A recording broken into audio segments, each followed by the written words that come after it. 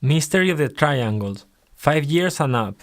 With this playful experience, the children will discover Pythagoras' theorem. The child will identify the game as a puzzle. First level. Place two squares of different color to the sides of a right triangle.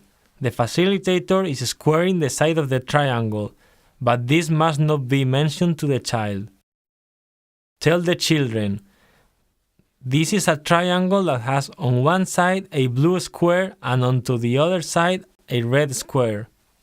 Then challenge the children by saying, can you make a big square with the squares that you have on these two sides?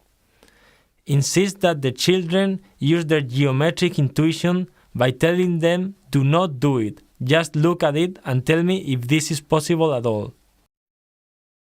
Let the children arm it.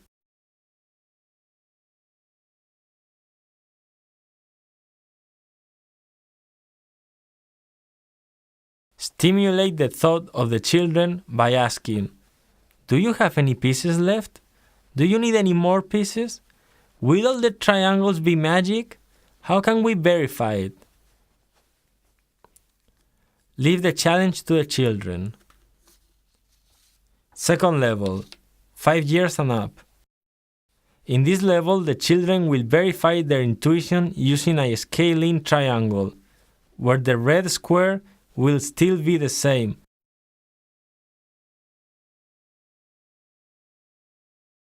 but the square on the other side will be bigger. In this case, formed by two rectangles, one green and the other blue. Two squares of different color are built using equilateral triangles on the sides of the scalene triangle. Say, let's check if the triangles are magic triangles.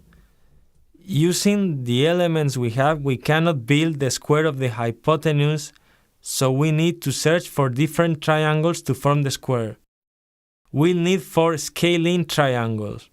We have to follow the rule that the blue and green squares plus the red one form a big square, keeping the number of elements we already have.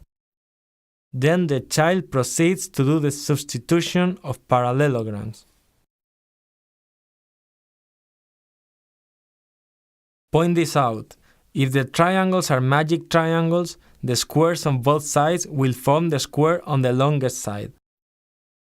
First, we need to demonstrate that we have not altered the area of the square, but we have introduced the 4 necessary elements to form the square of the hypotenuse. Insist on the children to use their intuition by asking, is this possible? Like a puzzle, ask the children to arm the square and to place the elements to complete the square on the hypotenuse.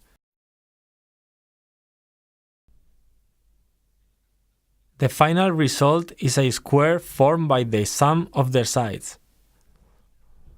Ask the children to do it and leave them with the challenge. Step back. The challenge can take them hours, days, or months. The child who has played with the game and to track his challenges should have the skill of replacing shapes with others of the same area. Eventually, the child will arrive without any help to Pythagoras' theorem.